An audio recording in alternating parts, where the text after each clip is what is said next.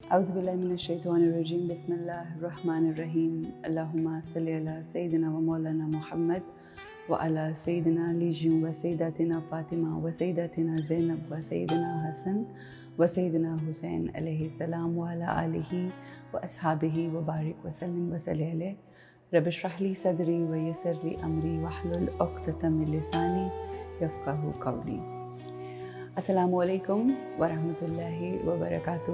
آج بہت ہی خوبصورت ایک ٹاپک ہے، ایک مکالمہ ہے، ایک گفتگو ہے، ایک چونٹی کی اور حضرت سلیمان نبی پیغمبر اللہ سبحانہ و تعالیٰ کے جلیل القدر نبی کا تذکرہ ہے۔ سورہ نمل، اللہ سبحانہ و تعالیٰ سورہ نمل کی آیت نمبر 18 میں ارشاد فرماتے ہیں کہ جب وہ چونٹیوں یعنی جب حضرت سلیمان علیہ السلام چونٹیوں کے میدان میں پہنچے تو ایک چونٹی نے کہا، اے چونٹیوں اپنے اپنے گھروں میں گھس جاؤ، یعنی اپنے بلوں میں گھس جاؤ، ایسا نہ ہو کہ بے خبری میں سلیمان اور اس کا لشکر تمہیں روند ڈالے۔ یہ آپ نے آیت سن لی۔ اب ہم اپنے اس کا واقعہ جو ہے وہ ڈیٹیل میں آپ کے ساتھ میں شیئر کرنا چاہوں گی کہ ہوا کیا تھا۔ دو واقعات ہیں بہت ہی انٹرسٹنگ۔ ہم سب جانتے ہیں کہ نبی سلیمان علیہ السلام جو ہیں، اللہ سبحانہ و تعالیٰ نے ان کو ایک خاص عزم دیا تھا، ایک خاص معجزہ دیا تھا کہ وہ جتنے بھی جانور تھے ان سے مکالمہ کر سکتے تھے، ان سے گفتگو کر سکتے تھے، وہ ان کی بات کو سنتے تھے، وہ ان کی بات کو سمجھتے تھے۔ اللہ کے نبی حضرت سلیمان ایک دن سمندر کے کنارے تشریف فرما تھے کہ انہوں نے دیکھا کہ ایک چھوٹی سی چونٹی اپنے منہ میں ایک گندم کا دانہ ڈال کر سمندر کی طرف بڑھ رہی ہے۔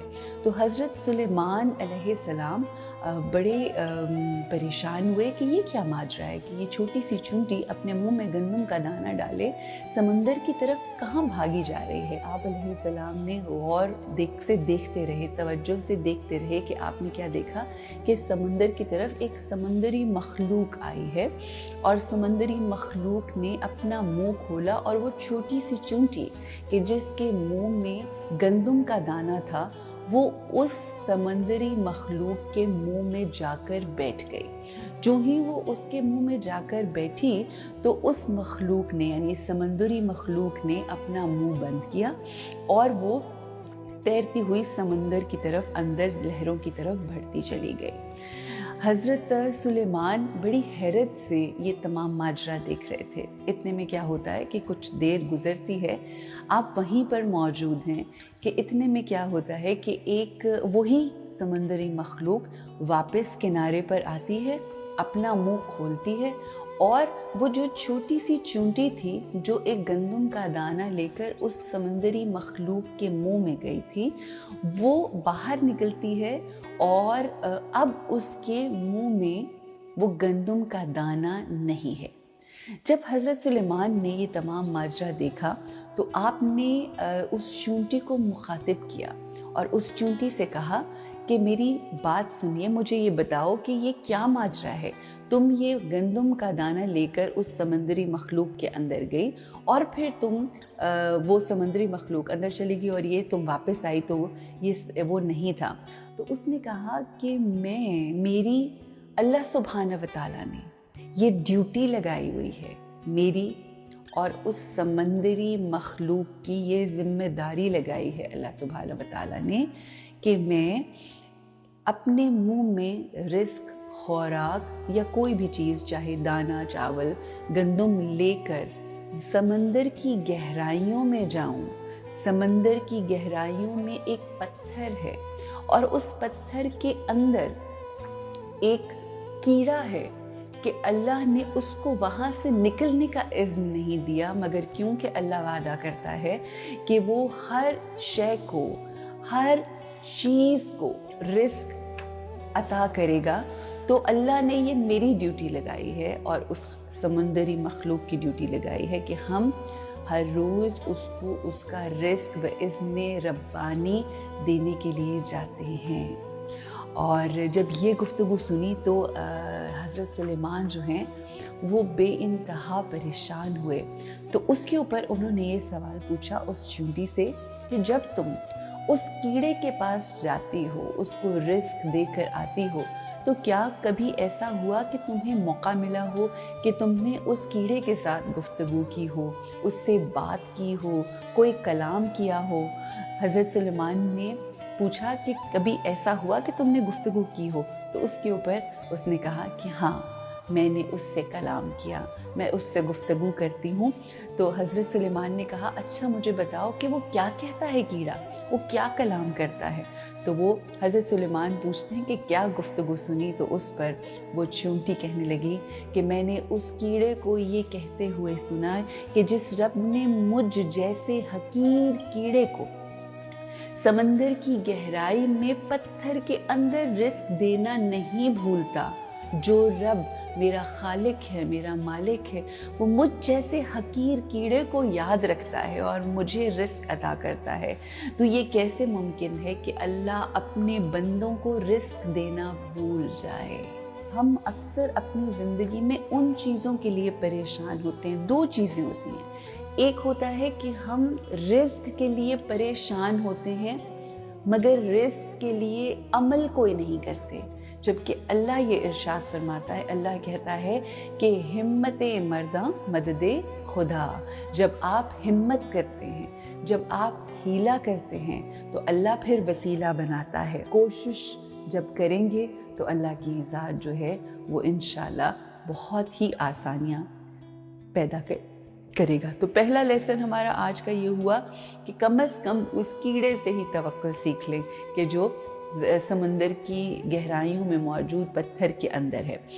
حضرت سلیمان علیہ السلام کی جو سلطنت تھی، ایک بہترین سلطنت کہہ لیں یا آپ یہ کہہ لیں کہ ایک با کمال ان کا جو دور تھا، اور اللہ نے جو نوازشیں ان کو کی ہوئی تھیں وہ با کمال اور بے مثال تھیں۔ اللہ سبحانہ وتعالیٰ نے ان کو ایسا کمال دیا ہوا تھا کہ سلیمان نبی کو اللہ نے یہ قوت دے رکھی تھی کہ وہ ہوا کے دوش پر سفر کرتے تھے۔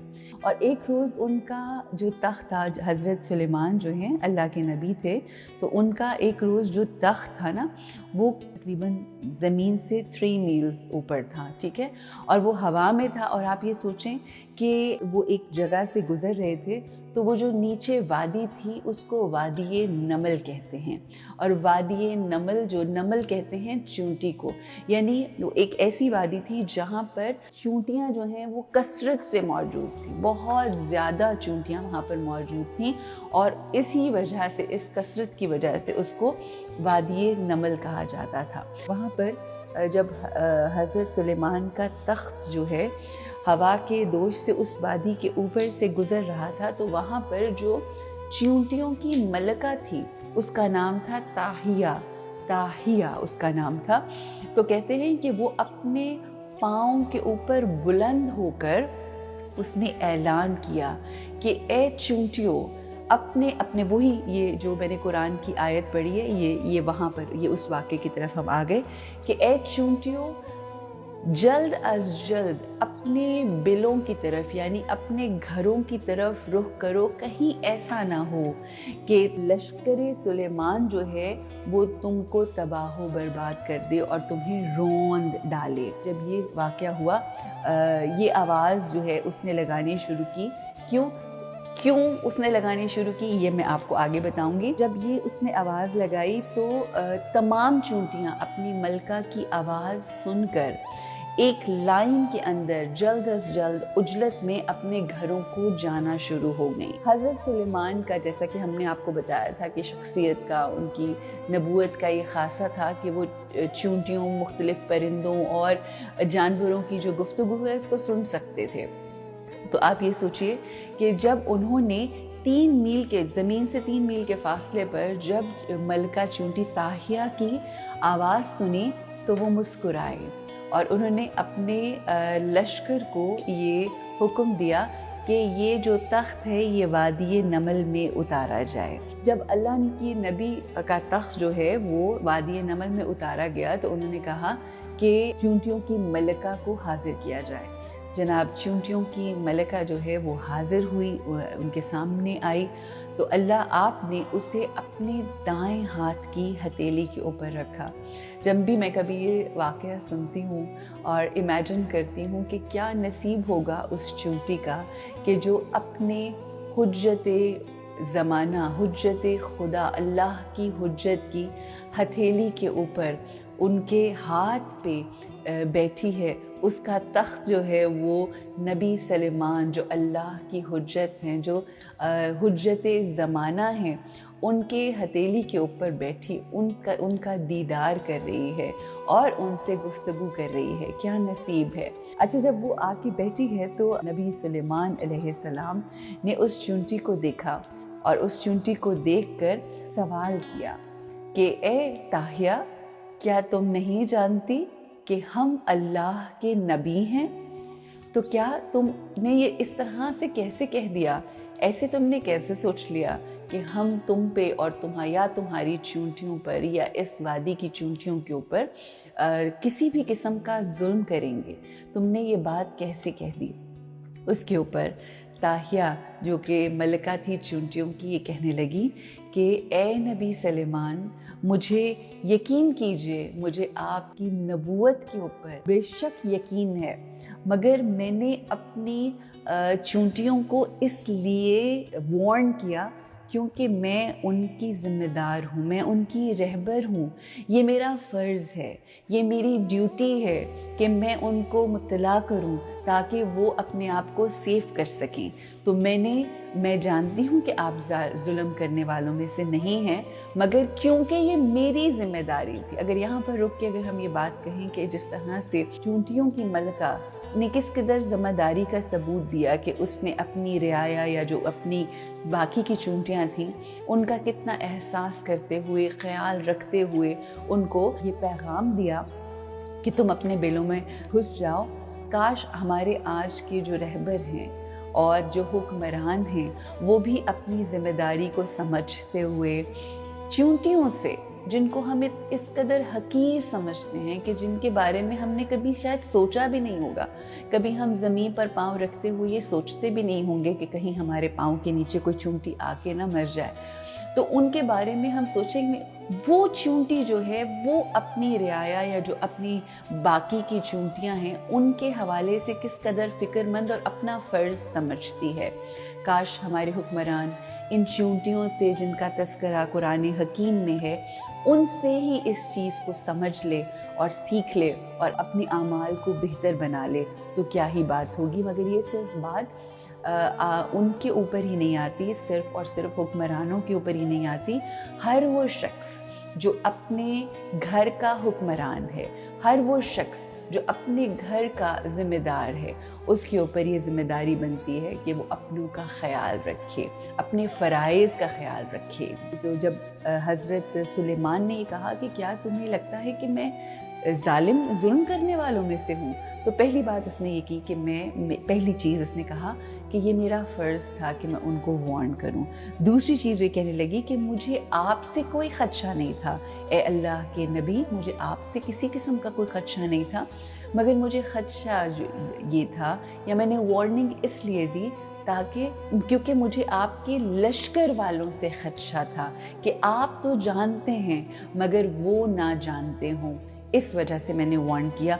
और तीसरी चीज़ जो बहुत ही खूबसूरत पॉइंट था जो चूंटी ने हज़रत सुलेमान के सामने बयान किया, उसने कहा तीसरी और अहम चीज़ ये थी कि आपका तख्त देखकर मेरी चूंटियाँ जो थीं आपकी शान व शौकत देखकर इस कदर रश्क ना कर बैठें कि वो आपकी शान व शौकत देखकर मेरे रब, हमारे रब की हम्दो सना में जिसमें वो मशगूल होती हैं, ऐसा ना हो उनका ध्यान जो है वो आपकी शान व शौकत में हो जाए जिसकी वजह से और वो भूल जाएं अल्लाह की हम्दो सना को। ये रीज़न था कि जिसकी वजह से मैंने उनको उनके बिलों में जाने के लिए कहा। हज़रत सुलेमान को मलका चूंटी के ये जवाबात जो हैं वो बेहद पसंद आए, बहुत मुतासिर हुए। हज़रत सुलेमान, नबी सुलेमान अलैहिस्सलाम इस कदर मुतासिर हुए कि कहने लगे कि मैं तुमसे एक सवाल और पूछना चाहता हूँ। तो अब आप ये सोचिए कि जो मलका चूंटी है, ताहिया जिसका नाम है, वो नबी सुलेमान अलैहिस्सलाम की दस्ते अक़दस के ऊपर है और गुफ्तगू हो रही है। आप इरशाद फरमा रहे हैं कि मुझे तुमसे सवाल है और वो कह रही है जी बिस्मिल्लाह। और तो आप ही कहते हैं कि मुझे ये बताओ कि इस वक्त इस कायनात में میرا مرتبہ بلند ہے یا تمہارا مرتبہ بلند ہے؟ تو چونٹی بہت سوچتی ہے اور سوچ کر تاہیہ، جس کا نام ہے ملکہ ہے چونٹیوں کی، اور کہتی ہے میری کیا مجال کہ میں آپ کے مرتبے کو پہنچوں. سنیے گا ذرا، جواب سنیے گا. مگر اس وقت میرا مرتبہ آپ سے زیادہ بلند ہے. جب یہ بات سنی تو نبی سلیمان علیہ السلام نے کہا اچھا وہ کیسے؟ تو کہنے لگی آپ کا تخت ہوا کے دوش پر ہے. آپ کا جو تخت ہے وہ ہیرے جواہرات سونے چاندی سے بنا ہوا ہے، جبکہ میرا تخت اللہ کے نبی کا دست اقدس ہے، دست مبارک ہے. یہ سونے ہیرے جواہرات کا تخت کہاں اور اللہ کے نبی کا دست اقدس کہاں؟ میرا مقدر دیکھیے کہ میں اللہ کے، میرا تخت جو ہے اس وقت وہ اللہ کے نبی کا دست اقدس ہے. کیا کہنے، سبحان اللہ. اس کو کہتے ہیں معرفت، اس کو کہتے ہیں کہ حاضر وقت کی، یعنی وقت حاضر میں جو زمانے کی حجت ہے اس کی معرفت کا ہونا. تو چونٹی نے پہلے علم کی بنیاد پر حقیقت کا اعتراف کیا کہ بے شک میری مجال کہاں کہ آپ کے مرتبے کو پہنچوں، مگر اس وقت میرا مرتبہ بلند ہے. پھر عشق کی بنیاد پر عقیدت کا اظہار کیا. کیا کہنے. آج تک آپ یہ سوچئے کہ سائنٹسٹ جو ہیں اس دنیا کی اگر حقیقت دیکھیں تو سائنٹسٹ کیا کیا ترقی نہیں کر بیٹھے، مگر آج بھی اتنا علم رکھنے کے باوجود، اتنا کچھ اچیو کرنے کے باوجود چونٹیوں کی زبان بول نہیں سکتے، سمجھ نہیں سکتے. مگر کیا معجزہ ہے دستے سلیمان کا کہ چونٹی گفتگو کرتی ہے اور اللہ کے نبی اس کو سنتے ہیں. مگر اب ہم کیا کریں؟ ہم تو عاشق محمد و آل محمد ہیں، ہم تو ان کو مانتے ہیں، ہم تو ان کے عشق اور محبت میں مبتلا ہیں، مبتلائے عشق ہیں کہ جن کے دست اقدس پر سنگریزے بھی بول اٹھتے ہیں، سنگریزے بھی ان کی رسالت کا اعلان کرتے ہیں، کلمہ پڑھتے ہیں. آخر میں اس دعا کے ساتھ ختم کریں گے آج کی اس نشست اور سیشن کو. اے رب عالمین، تجھے واسطہ ہے رحمت للعالمین کا، ہماری زندگیوں کو اہل بیت جیسی زندگیاں قرار دے اور ہماری موت کو محمد و آل محمد جیسی موت قرار دے. بر محمد و آل محمد صلوات. اللہم صلی علی محمد و آل محمد.